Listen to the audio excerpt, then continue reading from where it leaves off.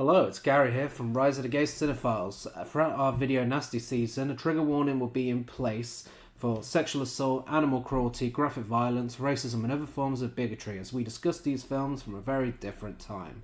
It may not apply to all of them, but it's best to keep the trigger warning here just in case. Enjoy the episode.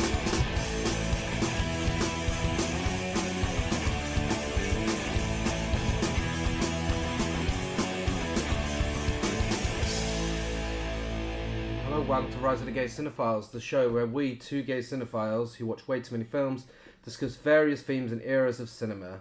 I'm Gary. And I'm Chris. And this is the penultimate A to Z of the Video Nasties DPP List episode, where we have been dragging ourselves through all 72 films from the Video Nasties DPP List.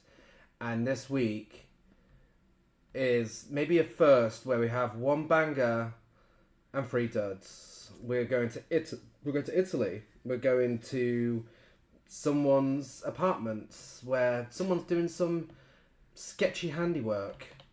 We're going to a house in the woods after we've been stranded in our cars, and we're having a conversation with some toxic zombies. Those backstabbing bitches. Yeah, we are. We're almost there. No, I think we'll say goodbye next time. Well, yeah, we'll say the final episode. A fond farewell, so I won't give too much away about how I felt about the whole journey. And certainly don't judge it on this episode. No, it's... Yeah. But what have we been watching this week? What is new with Chris and Gary? What is your highlights? Well, we have been on a bit of a rom-coms kick. We have. It's that time of year where we want to snuggle up in front of a fireplace. We have one. But, and watch a nice romantic film, a comedy. I don't know who's been doing the fucking snuggling in front of a fireplace. But it's certainly not us. But we have been watching just because nice we don't do it comedies. doesn't mean we don't want to do it. Now Voyager isn't perhaps a comedy, but it's very melodramatic. Yes. And a highlight for sure. Yes, absolutely love that film. Betty Davis is, as everybody knows, one of the greatest stars ever to grace the silver screen. My life was changed by When Harry Met Sally, mm-hmm. a film I had never seen previously, and immediately made it into my top 20 favourite films. It's just, for me, it is the ultimate rom-com, so it set the bar pretty high. It just does everything perfectly, not a single flaw in sight, and it's aged perfectly over the years. Crossing Delancey is similar, fantastic rom-com, as is Dogfight. Dogfight was... they were both. Crossing Delancey and Dogfight were weird ones for me because I'd never heard of them until they joined the Criterion Collection. And I've always been a fan of Amy Irving, but I never really saw her as a leading lady. Mm-hmm. She was phenomenal in Crossing Delancey. I really enjoyed her portrayal of the character whose name I can't remember because I never remember anyone's names. But I thought she was really, really great. I think she could have been a leading lady. It's a shame that she didn't get more leading roles. Yeah, no, I agree. And of course, Lily Tomlin. No. Oh my god, why have I forgot? Lily Taylor. She made that much of an impression on me. Yeah. Lily Taylor was also phenomenal in Dogfight. I do that all the time, I do. The only Lilies in showbiz. Lily Taylor is amazing. She was great in Dogfight. Really impressed with the makeup team for the effort they went to make it look like an ugly duckling. Yeah, it was... The premise of the film made me a little anxious. I was kind of thinking, where are we going with this? But the portrayal of the characters and Lily Taylor's performance, I think, really helped to make it feel a little more kinder than I think the film's going to be. It's essentially, it's based around the idea that River Phoenix and Lily Taylor fall in love after he invites her to a party where the competition is to bring the ugliest girl. Yeah. Which, for a film in 1991, I was apprehensive about. But I thought it was handled really quite perfectly. Yeah, I really enjoyed that film. That's what happens when you put it in the hands of women. As for new releases, there's two. I think one's going to be your highlight and one's going to be mine. So I'm going to go with my highlight of the last 2 weeks for new releases, and it is Alpha, the new Julia Ducano film, which tackles HIV and AIDS in a way that I've never seen on film before. It is absolutely devastating. It's exhausting at times to sit through, but it is a very, very well made, very effective body horror film that is a lot. It's a lot. It's not a film that you want to put on for a cheery watch, but it's rewarding to sit through it. It's impeccably made, impeccably acted.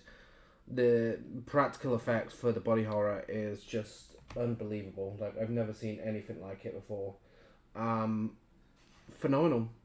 She's done it again. Kind of makes me want to go back and rewatch Raw, because we struggled with Raw, didn't we? I wasn't the biggest fan, but I love Titan, and I can say, even with not enjoying Raw, each of her films that I've watched now, I've not seen anything else like them. No. And that just makes her one of the best directors working in horror today, if you ask me.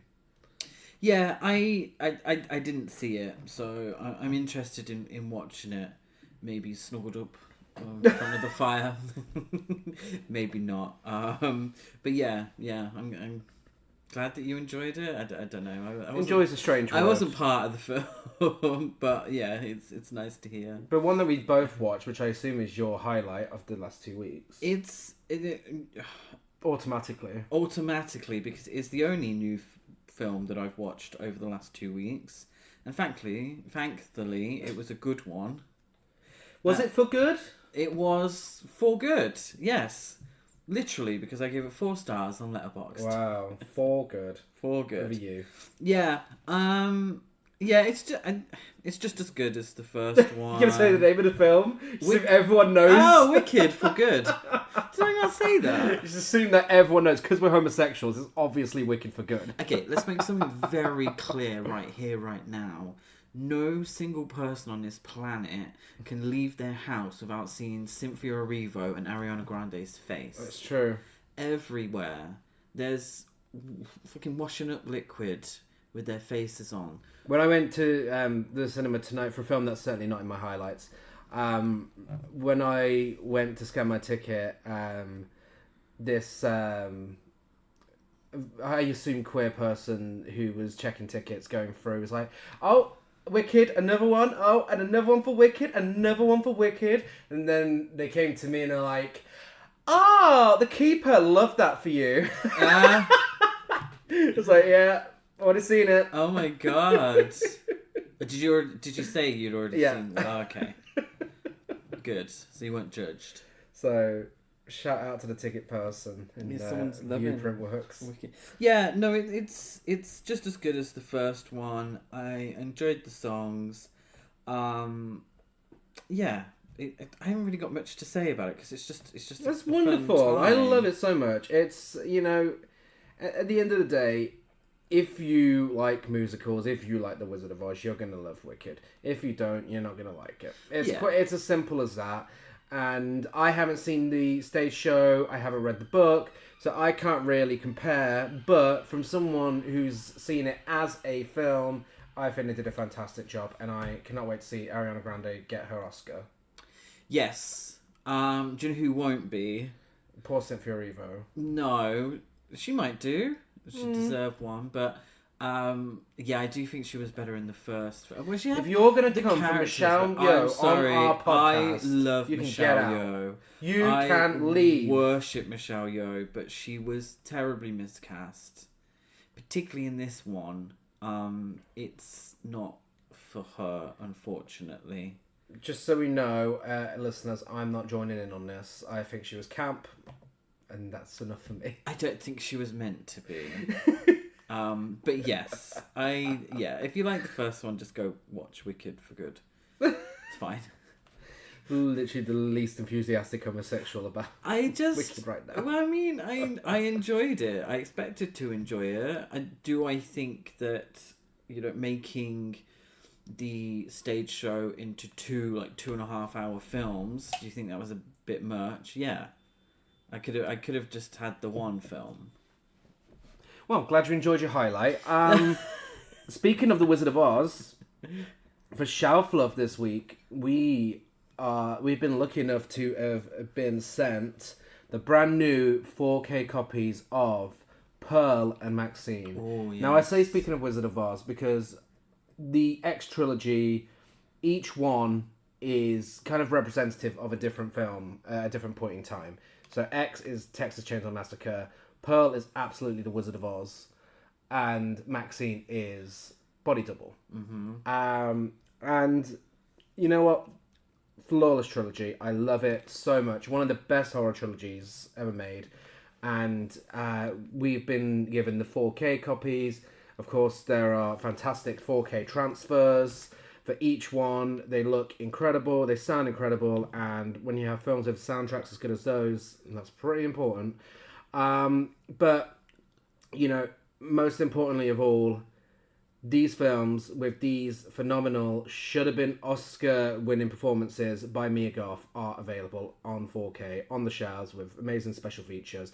And my only note is, no notes in terms of releases because they're perfect, but my only note is, Second Sight, get that X release out now. Yeah, that would be good to complete have that trilogy. Full trilogy. Yeah, these transfers look absolutely phenomenal, beautiful in 4K.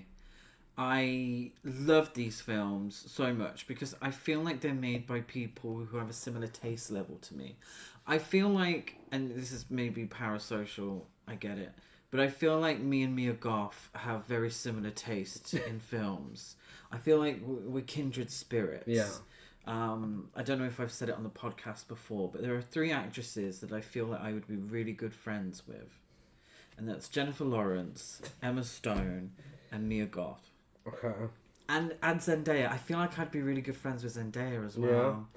Well, if they're listening, drop Chris a DM on his Instagram. Yeah, please. Get that friendship on the go. Yeah. And if you want to send us anything, then we'll happily accept it.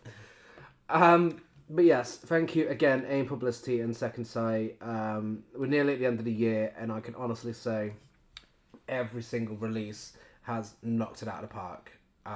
You've found some all-time favourites. I have. Well, I mean, I have as well. Yeah, I don't Daughters of Darkness and Malpatuous. Don't know why I sound like I was interviewing you there. I know, because yeah. we both have found some all-time favourite films from these releases. We have also received, now, it wasn't sent to us, but we did also purchase Arrow Video's Shore Scope Volume 4. Yes. And we've been keeping up with all these box sets. Admittedly, we need to actually watch more of them because we've seen a few. Definitely we've watched so far.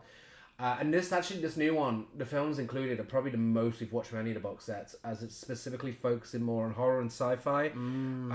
And yeah, let's just say it has some of the best Shaw Brothers films in this box set. It really does. There's some absolute fucking cracking films in that box set, and it looks absolutely stunning. Beautiful, all 4 of them together on our shelves. Yes. Love Shaw Brothers. I didn't realize they did so many films. Yeah. But there's not been that many duds No. that we've watched so far. I don't think we've watched a single bad one. No. I don't think I've given anything lower than 3.5. No. I feel like we've been specific with our watching, but yeah. I mean, if they're all great films, then fuck it. Yeah, great. Yeah. Wonderful. we on this podcast, we don't want to watch bad films. We want to watch good films that we enjoy, or bad films that we enjoy. And today we're going to give you 4 examples of that. First, let's give you an example of a film that we watched because we enjoy. First up this week is another one of the big ones. It's Tenebrae from 1982. Is anybody here? Please, help me.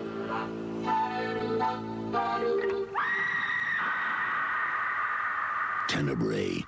terror beyond belief. Well, Tenebrae is Italian for darkness. Yes. So, AKA darkness and other derivatives of darkness. There's numerous translations of darkness, so I won't go through all of them. Because I'm not the Rosetta Stone or anything. So, AKA the pleasure of fear. AKA insane or unsane. If you're a Kim Wilde fan. Yes. You can't escape fear. Tenebrae, you can't escape fear. Inferno, that would be confusing. That's confusing. Shadows, which is also confusing because I believe that's John Cassavetes' film. Tenebrae, the paranoid killer. Didn't quite make sense. Never did she get hungry.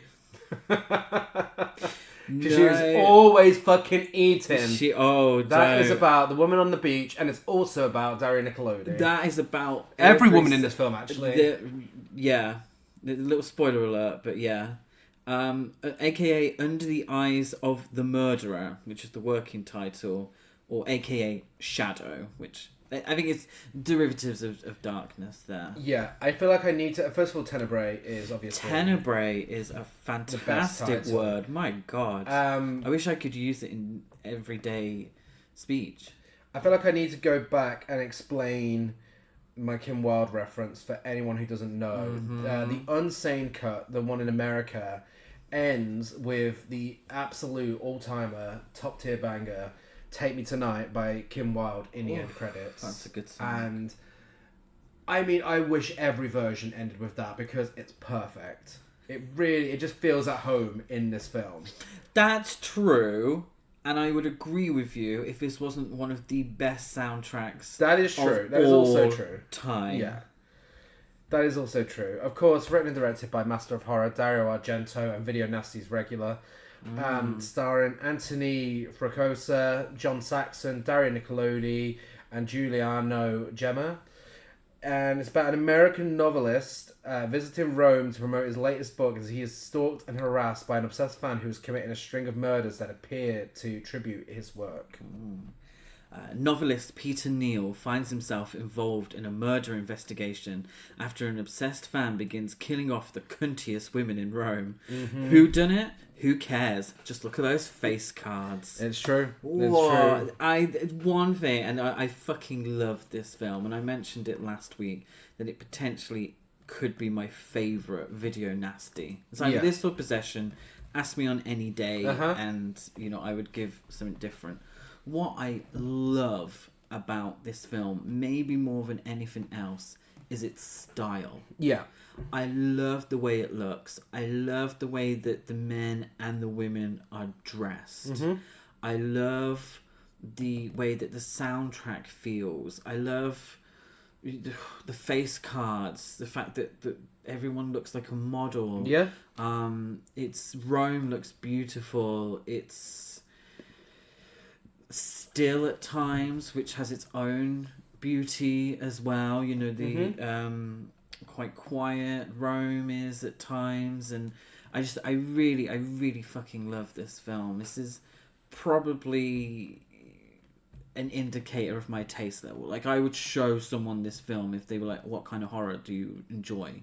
Because it's campy at times, it's over the top, it has an interesting mystery to it, a whodunit. I like the characters, I find them interesting. John Saxon is incredibly handsome in this film. And best of all, it's also incredibly progressive too. Because the queer representation we get in this film with the lesbian couple actually is not terrible for 1982. No. It's not made a big deal that they are... I believe one's lesbian, one's bisexual perhaps. But it's not made a big deal. It's just... They're just a couple. Yeah. But also... The flashbacks on the beach, which we'll talk more about, the woman in those scenes is played by a trans actress, Eva Robbins, which is fantastic. 1982? Yeah. Come on, Dario Argento. Dario Argento's always been ahead of the times with queer representation. Yeah, because it's not a plot point. No. It's just... It's the actress happened to be transgendered, and that's it. It's not played for laughs. It's not played... as a big reveal or anything. You wouldn't know from the film itself. It's just giving work to a trans actress, which is brilliant. The queer representation, the queer couple, they are murdered because they're queer. Mm-hmm. But it's not in a sensationalist kind of way. No. It's in a, this guy is, fucked up and he's killing people that he sees as degenerates. Yeah. Which, isn't that far-fetched, No. really. It was, speaking of, tell you who wasn't ahead of the times, and that is the censors. Prosecuted, it was on the list, and it was originally passed with cuts for cinema, released with 5 seconds cut in 1999, and re-released uncut in 2003. To Dario Argento's surprise, it was released with VM18 rated in Italy, meaning it could not be seen legally by persons under the age of 18. Argento had hoped to gain a teenage audience with the film. He was told that the censors did not object to the film's violence or the depictions of murder. They simply drew the line on the film's lesbian scenes. Oh, there we go. That's a sign of the times.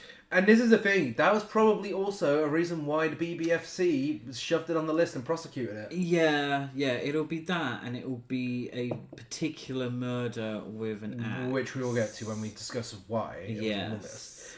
But before then, this is a big hitter, so I do have some trivia for it. If it marks Dario Argento's return to Giallo, which he had popularised in 1970s. Argento claimed in interviews that he was irritated with other directors imitating his own genre-defining works, and that he wanted to re-establish his dominance in the genre, which he succeeded with. In 1980, he was harassed by an obsessed fan who telephoned him repeatedly, threatened him, and claimed that he wanted to ruin Argento's life. Argento used the experience to start writing a screenplay about celebrity stalkers, which became Tenebrae. And on that note of where the film came from, while staying at the Beverly Hilton in California, Dario Argento heard of a fellow tourist who was shot dead in the hotel lobby. He also heard of a drive-by shooting outside of a local cinema.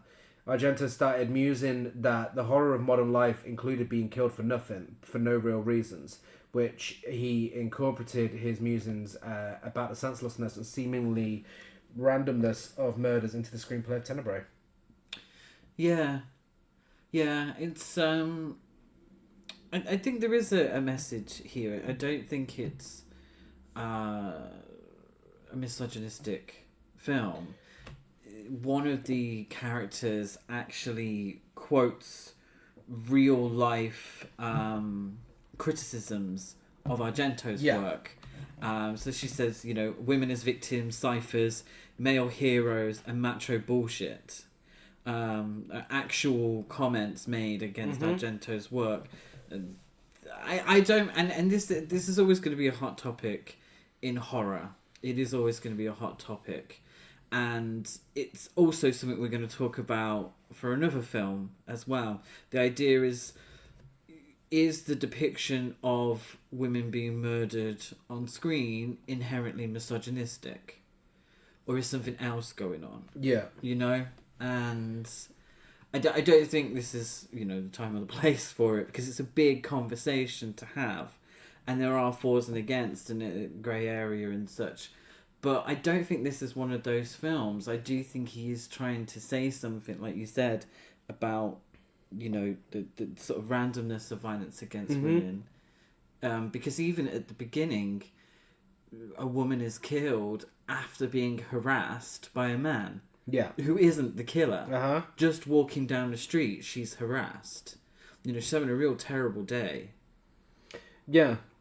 Yeah, no, absolutely. I don't think any of Argento's films are misogynistic. I do think he always has something to say, and I do think he does it in the right way with great female protagonists as well as antagonists, which kind of diminishes the idea that women are just in his films to get their tits out or be murdered.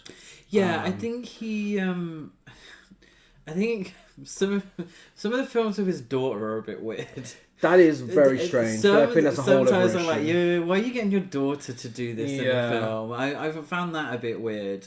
But yeah, I don't think he is deliberately doing it. I mean, men die in his films as well. That's true. But I think The other film you mentioned is definitely one that will make for a good comparison with Tenebrae. Yeah. And I think the differences are evident throughout both. And thankfully, that is the film up next, so we will get to that. Yeah, but with Tenebrae, there's one moment in the film where it really excites me in a really geeky kind of way.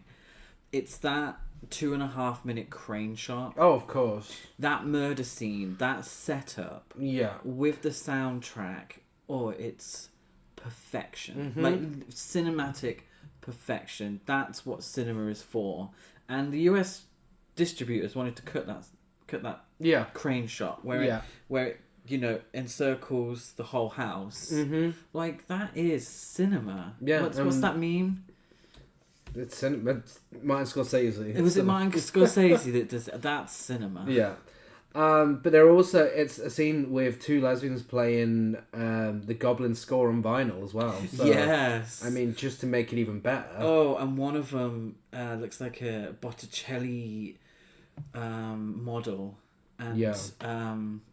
she's got one breast out. Mm-hmm. She's looking very sort of Romanesque. It's stunning. Absolutely stunning. And this obviously leads to the scene that is on the poster as well, which is the image of one of the women with her throat cut. And the UK release in 1983 censored the violent image by placing a red bow around the neck. I like that. Do you? Yes, I do. Do you think that the girl with the red shoe was a influence on Everybody Scream music video?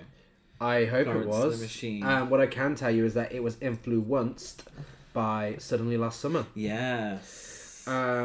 These scenes on the beach, which are so weird, so cunty, but gorgeously stylish, are influenced by the beach scene in Suddenly Last Summer.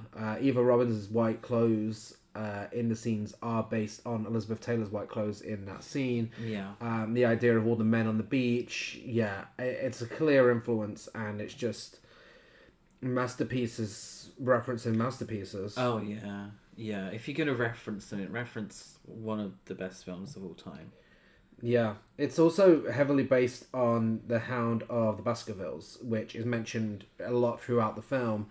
And there are so many different elements as well that just reference it directly rather than just characters saying, oh, the Hounds of the Baskervilles, because it is mentioned a number of times, but the plot itself is heavily influenced by that. So if you ever wondered what the Hound of the Baskervilles crossed with Suddenly Last Summer would look like, this is your film. With purely Giallo at heart as well. With the look of possession, because Dario Argento was impressed by Andrei Zalewski's Possession, which we discussed last episode, and he tried to replicate the look of it.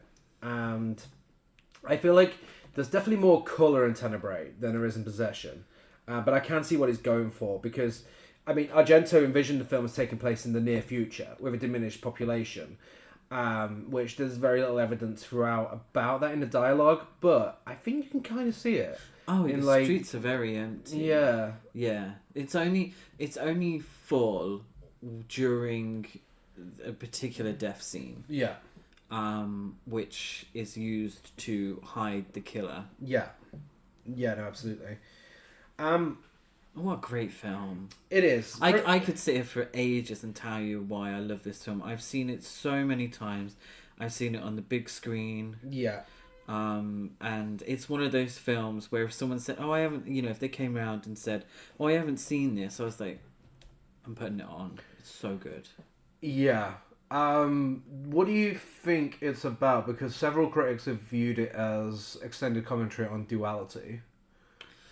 Because every major character in the film has at least one double, and the theme extends to nearly identical objects, locations, actions, and events.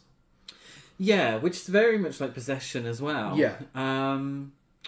Yeah, that does make sense. Try not to spoil the film, but there's doubles and duality there. Yeah. With the twist. There's what we show and what we don't show. I think it's an added one. I think it's added on top of the very prominent theme of criticism of violence within media and how violence within media can lead to violence within real life, which is a theme that you can't miss throughout. But I do think duality is also up there as well. So I assume you... So do you think the film says that violence in media does... No. Doesn't. It doesn't. I feel like... I was going to say... No. I feel like it's Did you want to be on the Video Nasty List? Yeah, I feel like it's commentary on people blaming... The idea because that. it was coming up around this time. And obviously, Yes. the fact that it ended up on the Video Nasties list is incredibly ironic. Your pin-up, I assume it's John Saxon and his hat. It is John Saxon and his hat. Not the twink. Oh, the twink as well. What film was he also in that we watched recently? He was, wasn't he? Probably on the Video Nasties list. Let's be honest. Oh, the detective's very attractive in this as well. Detective Giovanni. But his name's Gianni. He was in House on the Edge of the Park. Yes. And Murder Rock. Did you know that Dario Niccolodi was voiced by Teresa Russell in the English dub? Was she really? She was. Love Teresa Russell. Yeah, and Dario Niccolodi, she looks great as well. Because she's kind of playing the final girl kind of type, maybe a little more innocent, older, but final girl-esque. Yeah. But I love her hair in this film, and her screaming is perfection. Absolute perfection. Favorite kill. Oh, I've got to go with the blood spraying over the wall after the hand chopping, which is also Quentin Tarantino's favorite on-screen death of all time. That is a classic. I would probably go with the lesbian couple. Yeah. Just the setup. It takes a while to get to the kills, but yeah, that's so cinematic. It all really is. It is. Oh, I could go on about this film for ages. Even when a dog picks beef with a random girl and chases her into a bless house. her. Talk about a bad day. She had an even worse day than the first victim. But yes, we could go on about Tenebrae all night. Although that's technically her own fault, actually. She did give it the big one to... Yeah, she did try to kick the dog. So I suppose, Did she? Well, she did something to annoy the dog. But the dog took it too far. The dog did take it too far. It was like, calm down, mate. Come on. It has an IMDb rating of 7 out of 10. It has a Letterboxd rating of 3.7 out of 5. It's obviously 5 out of 5 from the two of us. Fives across the board. Did it deserve to be on the list? Why do I think it's on the list? So, again, I think the lesbian couple definitely played a part. That's what annoyed.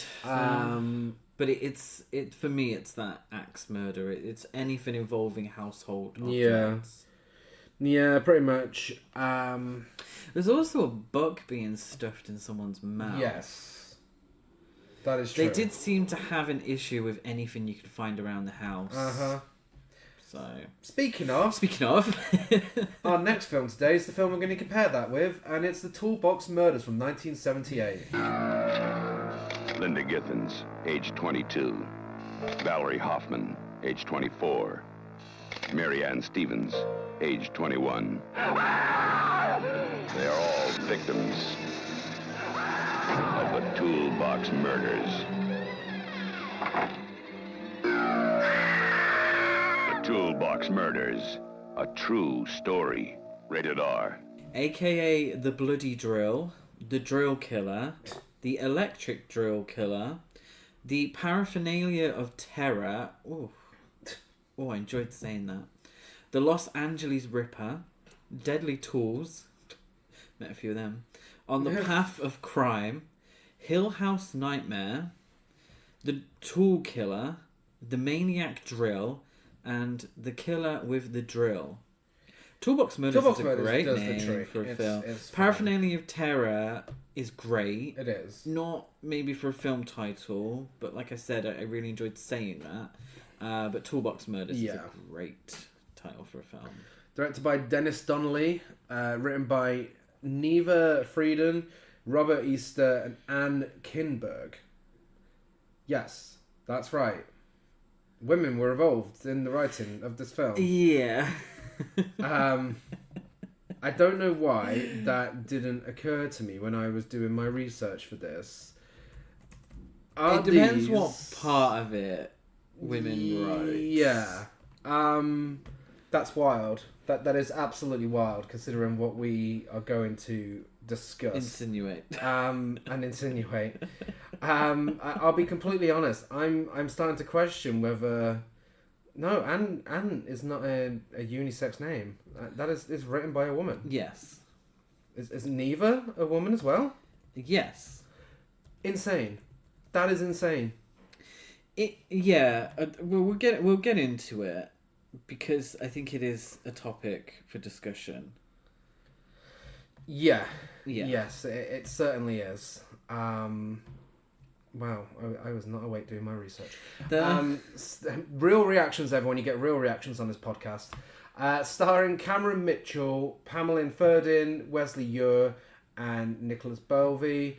It's about a ski-masked maniac who kills apartment complex tenants with the contents of a toolbox. Director Dennis Donnelly uses every tool at his disposal. See what I did there? Very good. Apart from a decent plot to bring us one of the sleaziest slashers of all time. DIY even bother. IKEA, I barely know her. If anything, this is the film that really hammers down how much of a bunch of hypocrites those Tories were when they were banning films in the 80s. Because this, my friends, was not prosecuted. No. It was originally passed with cuts for cinema, released with 1 minute and 46 seconds cut in 2000 and re-released uncut in 2017. This film, including a woman masturbating in the bath before being killed with a household object, was not prosecuted by the BBFC, who were prosecuting films where people kill people with household objects and any sort of mix of violence and sex. Yeah, it's Come on, have some consistency, guys. Yeah, I do wonder why that would be. Like, we've seen prosecuted films with way less than this. Maybe it was to do with who distributed it. I'm not sure.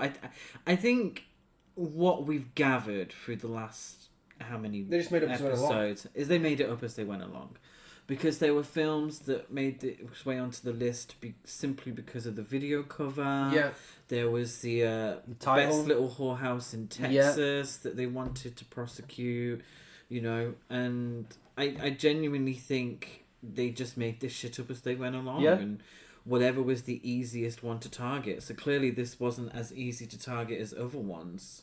No. But it has absolutely everything that the DDP hated. Yeah, there's even sexual assault. Yeah. Everything in there that the BBFC wanted to prosecute films for. Yeah. Development for this film began in 1977 when Los Angeles producer Tony Didio wanted to make a low-budget horror film after noticing a successful second release of the Texas Chainsaw Massacre. He got in touch with a writing team he knew, rented a print of the film, sat them down in the cinema and gave them one simple mandate: create a variation on this idea and film. But, besides having a mass killer, this has almost nothing to do with the plot of Texas Chainsaw Massacre. And ironically, Tobe Hooper went on to make a remake of Toolbox Murders in 2004, which is hilarious because his remake is 1,000 times better than this film. Yes. Yeah, we discussed this on Horror Cult Trash Other as an original versus remake, and our opinion still stands. This is fucking boring. It is. It's very dull. It's one of those films that its only purpose is to show naked women and murders. Yeah. And that's it. And that finishes within the first 20 minutes. And everything in between that, or everything after that finishes, is really fucking dull. Yeah, and they try marketing it as a dramatization of a true story, which it was loosely based on a string of serial killings in Michigan, committed by a man who attacked women using various tools. And they'd probably use that to get out of the blatant misogyny it does on display. feel, and this is the problem, because it relishes so much in the nudity and the violence against women, and it is only women that the killer kills. Mm-hmm. But it tries to play it off as some kind of Christian evangelical murderer thing as well. So it's like, what, do only women sin? Like, what's going on here? It's only women that are victims because they want to see naked women in distress. That's how it feels. It feels very uncomfortable. Plus, the fact that the rest of the film is very boring and uneventful makes it feel misogynistic, because its only purpose is to show women being violently murdered after showing their breasts or, cheap TNA. Yeah, and of course, Penthouse Pet of the Month, Kelly Nichols is in this film because she was willing to do the nudity. She obviously gets the bath scene. So her character's called Deanne. Yeah, and she was undeniably cunty. When she's having a blast in that bubble bath. I know. Cunty as hell. She looks like, that face card, she looks like she's in a Roxy Music album cover. Yeah. You know how cunty women are on there. Of course. Just by itself, that scene of her going to town on herself, so cunty. It is. And then you have Pamela Ferdin, who plays a 15-year-old girl. She was 17 when cast and turned 18 just before filming began. And producers learned she turned 18, so they tried to pressure her into filming a nude shower scene. But she refused and almost quit until they backed off. Now, I know this film was written by two women. Mm-hmm. But that bit of trivia right there... Also assistant director, one of them. Well, that bit of trivia right there kind of reinforces the fact that we know who was in charge on that set. Yeah. Because that, listeners, is misogynistic. It is. That is incredibly misogynistic. The eagerness, the moment you found out she turned 18, to pressure her into doing a nude scene is bottom of the barrel bullshit. And I think it's a reminder that no matter if you have women writing your film, I mean, look at Humanoids from the Deep. I mean, we spoke at length about that. That is that or isn't it misogynistic conversation on an old podcast episode, and obviously that had a lot of interference from producers and such. And the sad truth is, no matter even if you have women writing your film, producers, if they're men and if they're sleazy, especially around this time, especially around this time, I don't think it's stopped now. But they're gonna have the bigger say, and ultimately that female gaze is nowhere to be found in this film. Yeah, it's sex and violence is the big selling point of this film. But compare it to Tenebrae. Yeah. At least with Tenebrae, it talks about it. It looks into it. It's brutally honest about it. And you also get a strong female protagonist to go with. Yeah, the women are interesting characters. The women who are just murdered. Yeah. They all have a little bit of something before they're killed. These women here are just randomly killed, just random people, and your protagonist in this film, it spends most of the film strapped to a bed, being tortured with boredom, and then eventually sexually assaulted. Yeah. It really, if you compare the two, one of them's misogynistic and one isn't. Yeah. Women only fit one purpose in this film, and I knew her name was Deanne because of IMDb. Yeah.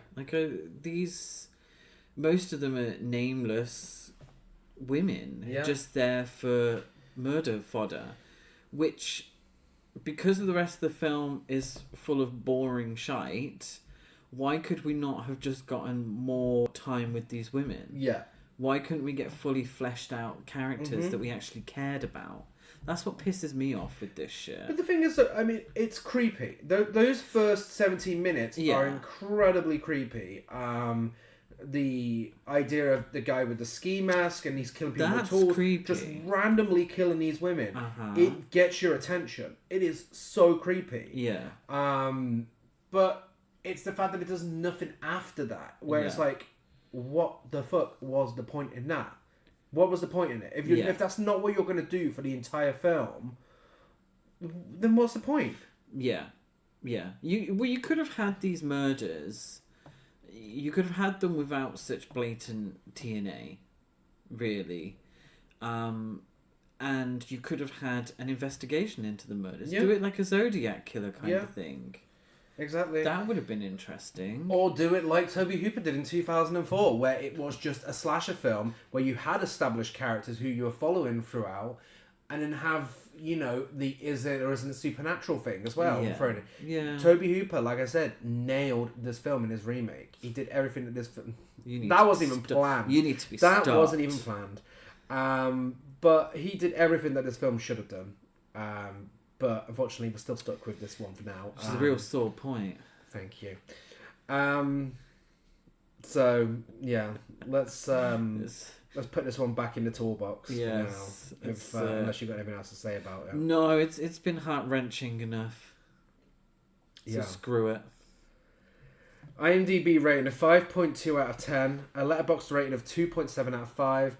I gave it 1.5 out of 5, purely for how creepy that opening scene is. Yeah, we have just really bad-mouthed it and accused it of being deeply misogynistic. But there are a couple of elements to it, because I gave it 1.5 as well, that are redeemable. I did find the killer to be incredibly creepy. Like, I did that ski mask thing. I'm sure other films have done it, but in this, it's particularly creepy. Yeah. The idea of a killer using the toolbox as weapons is interesting. Yeah. It just wasn't really done to as well as it could have been. Did it deserve to be on the list? Why do we think it's on the list? I mean, everything we've just said. Like, a woman gives herself child. a treat in the bath before running around her apartment nude for a prolonged period of time and being shot with a nail gun. Yeah. The DDP, I'm surprised they're not still going on about it now. Yeah. Absolutely ridiculous that this was not prosecuted. Exactly. A film that somehow was prosecuted, spoiler alert, was prosecuted and still had no UK re-release. Do not ask us how we watched it. It's Toxic Zombies from 1980. Now, blood eaters are out there. They are coming, hunting, searching out fresh prey. Without feeling, without mercy, they track their victims down. Nothing will prepare you for the horror of these butchers of the damned. Nothing will protect you from the terror of the blood eaters. See Blood Eaters, rated R. AKA Blood Eaters, Blood Butchers, Mutated, Crying Fields, The Zombies of the Forest, The Return of the Zombies, Forest of Fear. When did they go away? But why did they return them? this is the next day of the Living Dead. Butchers of the Damned, Crying Fields, They Became Beasts of the Apocalypse, Mutated, Forgotten in Hell. Do you know what? Toxic Zombies. I love that title. Yeah, it's got many funny meanings to it when you really Yeah. think about it. Better than the film itself. Written and directed by Charles McCrann. Starring Charles McCrann. Yeah. Beverly Shapiro, Dennis Helfand, and John Amplas. And it's about marijuana growers deep in the woods that are hit with a new toxic herbicide, and they turn into mindless cannibals, killing everyone they come into contact with. Okay, prepare yourself, because this is probably my worst one. Okay. So after smoking some bad weed, a bunch of young hippies get way too high and they can't come down, resulting in them becoming zombies. Now, guys like these really should wear a warning, as it's most certainly dangerous and we do run the risk of falling. They may intoxicate you now with their loving now. Are you ready now? I think you're ready now.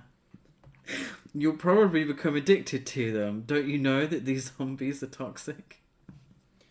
For the second time this episode, Get out. My lord. That was better than the film. And if you're listening and you have absolutely no idea what that was in reference to, switch off now, because you ain't gonna. That would be very strange. Do not listen to us again, because we are not Can't for even, you. I mean, even the straights know that one. So, this film has the dialogue. Holy shit, a woman. And Amy's a smart bitch. Those are my... Oh, and... hey, want to ride into town with the lady? This man asks a sketchy-looking guy whilst the woman is screaming in his car. And the best part about that scene is we get a splat straight after. And that's probably the best kill in this film, with incredibly dull kills, incredibly dull characters, incredibly dull cinematography, incredibly dull soundtrack. There's nothing redeemable about this piece of shit. It was fucking boring. It was very, In very fact, dull. I apologise. The soundtrack's not dull. It did make me laugh, but only because it's trying so hard to rip off both Halloween and Jaws. Yes, it was definitely giving Halloween. What made me laugh out loud was that The street cleaners decided to come past whilst we were recording the podcast. Oh my god. That's never happened before. They clean the streets so many times a day. It's incredible. Look at it this way. It's not unprofessional. It's confirmation that the streets in Manchester are clean. You're welcome. Yes. What made me laugh about that scene with that woman is that she's being chased by a zombie. Yeah. And she's like, oh my god, help me, help me, help me. There's this guy, he's in his truck. And she says, please help me. I'm being chased. She gets in. He sees the guy. And this is, I'm sure it's not a commentary on how women are treated by men, but it sure should be. Because the guy does not believe her. No. Turns around, probably thinks it's her old man, coming to get her, to take her home. Bullshit. And he's like, oh, do you want to take a ride with this lady? Like, just totally not believing her. Yeah. Spoiler alert, thankfully he gets killed. But then also, she gets killed too because of his stupidity. Now, there's a reason why I didn't have much thought put into it. It's because this guy, this Charles McCrann, just had a lot of money. He was just like, fuck it, I'm just going to make a film. He did, yeah. From what I could gather, he did have quite a high-level job. And I think he just took a hiatus and was like, screw it, I really want to make a film. Yeah. I've always wanted to. And he did. Sadly, it's this. It starts like it's started halfway through.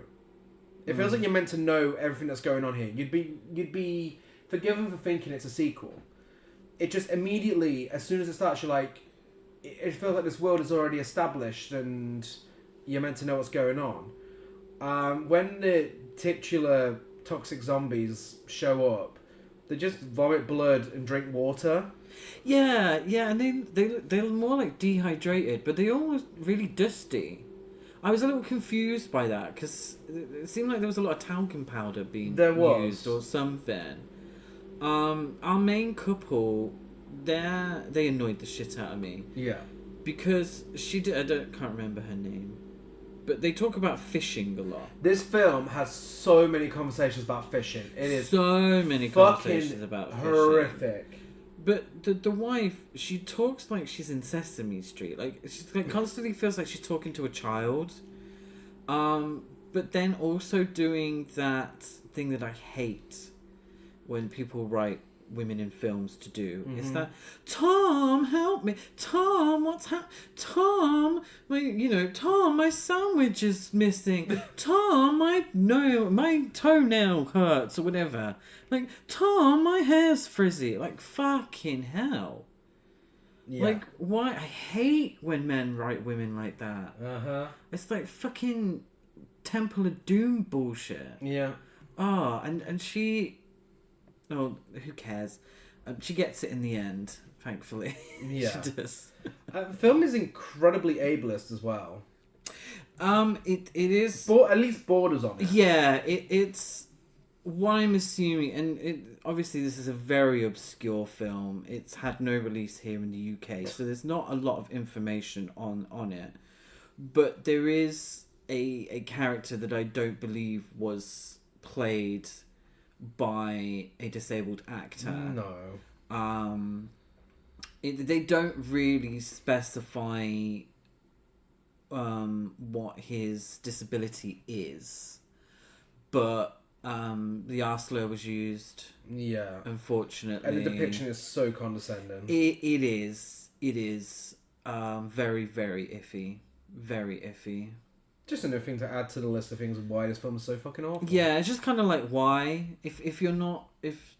Why would you do that? There's no need. If you employed an actor, who had a disability, then that's Which great. I get it. In the 1980s, that wouldn't have been as possible. You know, when we're a lot more progressive now with things like that, where I don't think that would happen again. And it is a B movie. I get it. But why was he disabled? Yeah. If you're just going to do a stereotype, what's the fucking point? Yeah. There was no need for that man to be disabled in this film. Is it just to get sympathy for the characters? Yeah. Then that feels forced. Yeah. And it leads offensive. to a scene where they all sing Old MacDonald as well. Unfortunately. I was also confused by the zombies in this because they all seem to use weapons at times and It's use a stretch logic. to call them zombies. Because, well... I mean, I know, but they're pretty much just cannibals. Yeah, because they even get torches together and set a cabin on fire at one point. Yeah. Like, okay, these are clever zombies. Yeah, this is definitely a case of one of those films where if it wasn't on the Video Nasties list, we wouldn't be talking about it today. Kind of, because there's also another aspect to this film that is very confusing. What's that? And that's the appearance of John Amplas. So the film was made in Pittsburgh and used some of the crew that had worked with George Romero. Yeah. Now, John Amplas in horror fandom is most known, well, in any sort of respect, but he's known in the horror community as the star of Martin, which is, in my opinion, one of the best vampire films ever made. Yeah. One of George Romero's best films, a 5-star masterpiece. And he gives a fantastic performance in that film. So it's confusing why, number one, he's in this film. Number two, why he wouldn't be a lead in this film. And number three, why he's pretty bad in this film. Yeah. Yeah. He plays the sidekick to an FBI agent. So he's not even the main guy. He spends most of the time in an office and then comes into the story towards the end and isn't around for... Who cares about spoilers? I'm sorry. And he dies pretty quickly. Yeah. It's, a little baffling. It doesn't... You know, it's not like he's A-list or anything like that, but it's definitely a confusing. favour. Do you think? Yeah, it's absolutely a favour because some of Romero's crew worked on the film. Yeah. Is he automatically your pin-up? Oh, yeah. Yeah, I have to say. I grew up watching Martin. Like, I had the DVD and I'm, not to sound like a complete wanker, but I kind of watched it when no one had really watched it. It was, but George Romero was known for the zombie films, for the Living Dead trilogy, all of that shit. And Martin was kind of a little obscure. And I fucking loved that film. I watched that so much. So I kind of grew up with that film, and I had a proper thing for him. And there we go. Still in this as well. Very handsome. Well, there's an IMDb rating of 3.9 out of 10, a Letterboxd rating of 2.3 out of 5, and I just gave it fucking half a star. I gave it 1. I did give it 1, just because it kind of did make me laugh at points. And wasn't supposed to. But also, I think because we're doing this all back to back, I think I do compare it to other ones that I give half stars to. I do think, well, at least there were no Nazis in it. That's true. Did it deserve to be on the list? What do you think is on the list? No. Not a fucking clue. No idea. The fact that this was prosecuted Yeah. and Toolbox Murders wasn't is insane. Yeah. That is wild. I don't get it. I can't tell you a single reason why this would be on the Video Nasties list. No. Genuinely, not a single thing. No. And for the Didn't have the decency to have any lesbians. Exactly. For the final film of the episode, it is Unhinged, No, not the Russell Crowe one. It's Unhinged from 1982.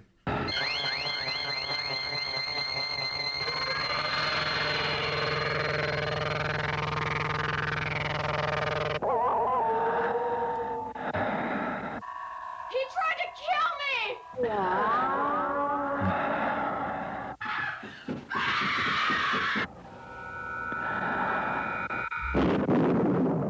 Unhinged.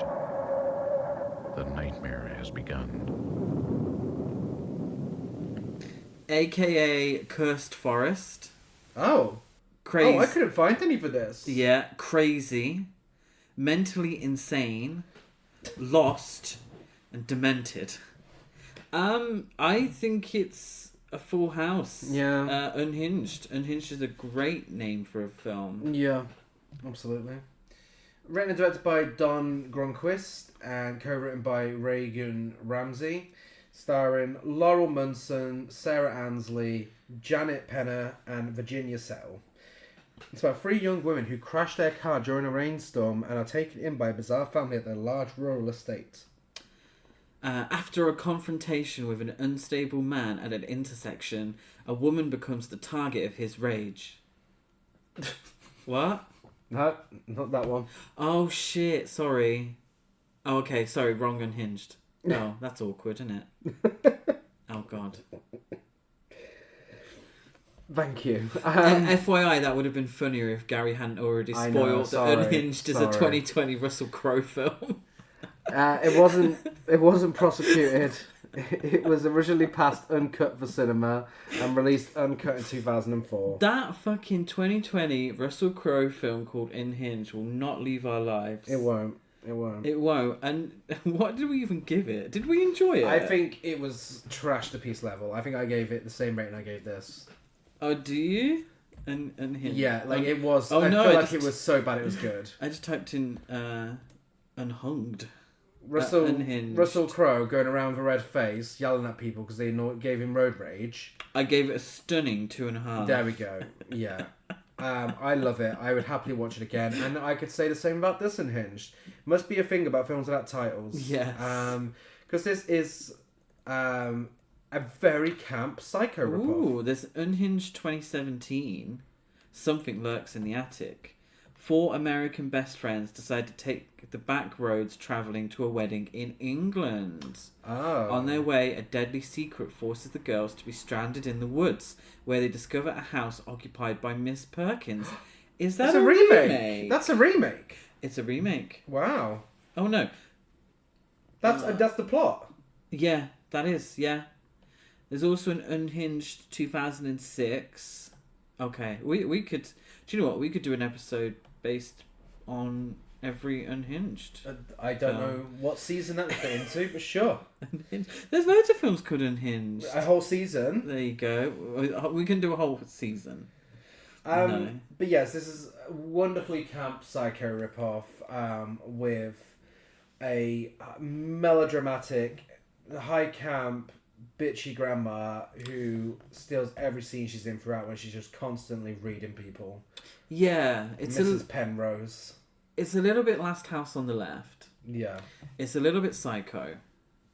It's a little bit Hagsploitation. And it's a little bit the Ghastly Ones. Yeah. Oh my god! If you didn't tell me, I would think this film was directed by Andy Milligan. Yeah. Yeah. It's a fun film. It is. It's aged badly. Yes. With its twist. You know, we're not a spoiler podcast, but we did talk about this in length in Horror Cool Trash Other Days. So you could go back and listen to that. But let's just say it's a psycho ripoff, and the twist hasn't aged very well. Put the pieces together. Yes, definitely. The acting, particularly from the 3 lead girls, Yes. is abysmal. It's really, really It's bad. so lifeless. Where are my friends? Yeah. What happened? Whereas Virginia Settle's actually trying. She's Yeah. actually, you know, she gives it her all. You can Mrs. tell Penrose. she's like a theatre actress. Yeah. Because I think she was only in 2 things, including this. So you can tell she was a theatre actress because she is giving it. It's so funny that the first 2 films we spoke about misogyny within horror, and this film is actually about an old woman who leads to the death of characters because of her hatred of men. Yeah. She hasn't had a good dicking in a while, bless her, and she is angry at the world because of it, and, you know, people die. Yeah, I think the most, because there are lulls, there are boring parts. The deaths are interesting. They're not exactly the most exciting part. I like the one in the woods with the scythe. That's my favourite. That's true. Yeah, it's very well edited. The only thing in the film that is the man who works for the family is the pin-up, of course, with his moustache. Yeah, that's true. But there's not actually many men in the film, is there? No, it's fairly, for a film that talks so much about men, it's really not a lot of men. No. But it's not that long. It's literally 80 minutes, and I think it's so bad it's good. It's so amusing. Like, they really thought they were doing the next Psycho. And the result is it's probably closer to the anniversary. The Betty Davis film. To be honest, yeah, that is true. That is very true. It is hagsploitation to a certain extent. It's the thing is, there's not much to say about it without spoiling it, because the biggest takeaway from the film is the twist. Okay, well, look, at the end of the day, if you're going to watch it, forward on a bit. We've got to talk about it because we're talking about the film and it's a massive part of the film. Yes. But of course, the killer is revealed to be a trans. Well, I think saying a trans woman is a stretch. I feel like it is going for the psycho, not actually trans, but believes he's this other person. And I will say he, in this context, because again I would in the context of Psycho, believes he's this other person and that's why he's dressing up like this. But because they don't explain that in the film, it does come across as, like, just really dated. It is. And the fact that this character could switch in and out of voices at the flick of a switch, yes, massively problematic. That's not accurate. Yeah, so obviously they wanted to do something, and it's very clunky, and there's no nuance to it, and we're obviously talking the early 80s, so they didn't feel like they needed any nuance to it anyway. So it was like this, it's kind of a bit like Sleepaway Camp. Yeah. Oh God. Is that well, everyone knows. Everyone knows Sleepaway Camp. It's kind of a bit like, okay, what are you saying here? Like, what is this for? Because it could be mildly offensive or it could be incredibly offensive. And I think in this case, I think they just wanted that psycho twist. Yeah. And they didn't really think it through. Because it's stuff like the fact... So the old lady constantly having to go at her daughter, saying that her daughter brings men back all the time. Yeah. Well, it turns out she doesn't, because the daughter is...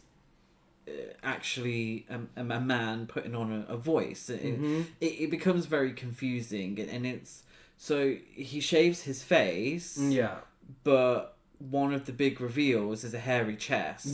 So it's kind of like, well, why are you not being consistent? And I understand this is a throwaway slasher film from 1982, so it doesn't need that much thought, because I don't think much thought was put into it, but it's just kind of like, ugh. Yeah. It leaves a bitter taste in the mouth after what was kind of a fun film up until that point. It just feels very forced and iffy, and it hasn't aged very well at all. Yeah, and it only happens because of Psycho. Yeah. There's no reason. They weren't trying to say anything. It just happens because it happened in Psycho. That's the thing, in its clunkiness and the fact that they didn't care. It's offensive, and they didn't take the care to actually think how that would affect trans people. What could have been incredibly offensive if they insinuated that, trans people are inherently violent and such. Yeah, so I don't think that's what it was doing, but no, thankfully.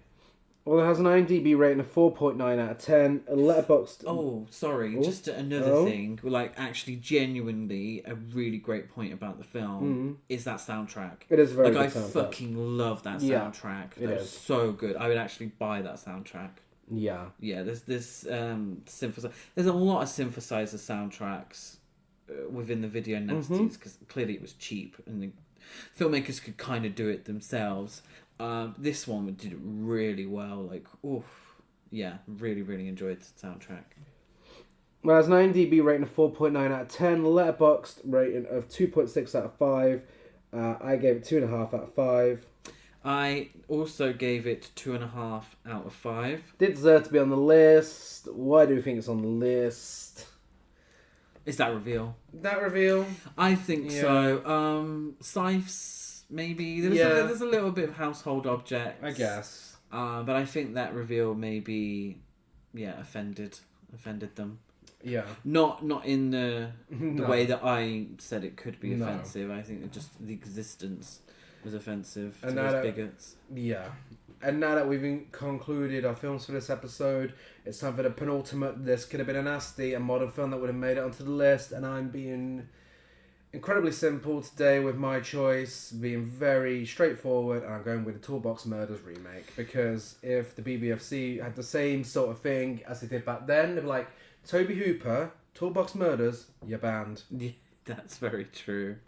I went with a later Argento film, Sleepless. Yes. Mainly because I do think it would be on the nasty list, but also because I want to tell everyone that it's an underrated Argento film and everyone should watch it. I just wanted to remind everyone that they should watch Sleepless. It's a great film. You can find us on all social media by searching the name of the podcast, and we would really appreciate you. Give us a rate, review, and subscribe wherever you're listening to this. Help us out get some more attention for future seasons.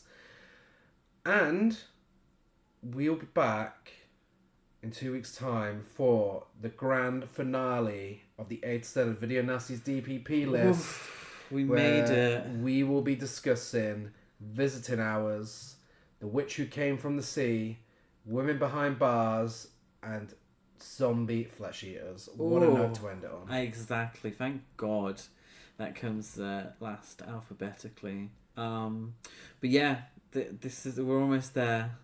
The end is in sight. It is. There's only one video nasty that we haven't watched yet. That we're watching for the first time. Yeah. That'll be Visiting Hours, and I'm very excited for that. Yes. So we will be back, same time, same place with more nasties in 2 weeks' time. Bye.